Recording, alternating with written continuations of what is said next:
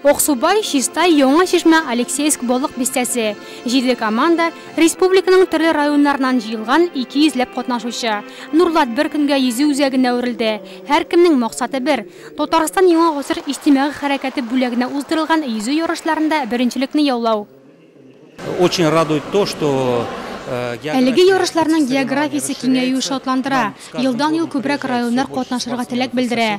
Төрле яшьтәге балалар килә. Иң кичкенәләреннән алып, өлкәннәренә кадәр барысы да яхшы нәтиҗә күрсәтә. Ярышларның беренче минутында ук Нурлат йөзүчеләре алга омтылды. Йөзү районында иң популяр спорт төренең берсе. Бүгенге көндә аның белән 300 бала шөгыльләнә. Я выбрала плавание, потому что благодаря этому виду спорта укрепляются все мышцы тела. Это очень полезный вид спорта. Особенно это нужно для девушек, потому что когда ты плаваешь, наша фигура становится более красивой. Диләрә дулкынланып көндәшләрен күзәтә. Бу аның тәүге ярышлары. Бүген кыз йөзүнең 2 төре буенча үз осталыгын күрсәтте.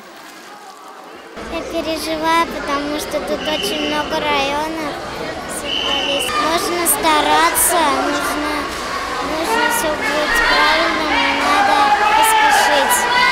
Әмінә Алексеевск егеті именнің тәҗрибәсе зур. Тәҗрибәсе дә копилкасындагы җиңүче медальләре дә. Яшь йөзүче бу юлда көндәшләрен шактый артта калдырып, беренчелекне бирмәде. Я занимаюсь план 6 лет, я занимаю первые места, у меня есть 2 медали.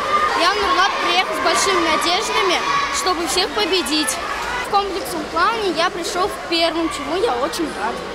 Ярыш нәтиҗәләре буенча беренче урынга Нурлат командасы лаек булды. Җиңүчеләр һәм призерларга Татарстан Яңа ғасыр иҗтимагый хәрәкәтенең Нурлат территориаль бүлеге советы исеменнән грамота, медальләр һәм истәлекле бүләкләр тапшырылды.